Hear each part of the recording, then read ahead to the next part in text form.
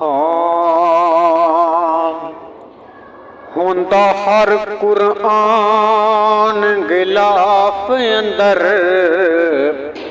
तेरे मुख ते जुल्फ गिलाफ हुंदा हर कुरान गिलाफ अंदर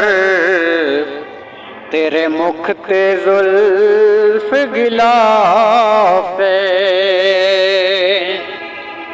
तेरे मुख नू पढ़ के महबूबा कीता कारियां ने इतराफ जदों पुछया जाके चन कोलों अगों चन ए बोलिया साफ उस मुख दा हाकम की पुछना मैं तां करना आप तवाफ उस मुख दा हाकम की पुछना मैं तां करना आप तवाफ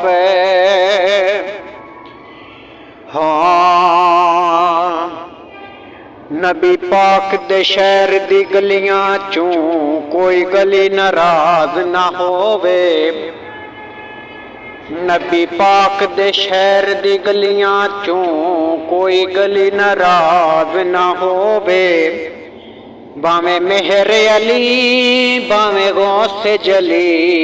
कोई वली नाराज ना होवे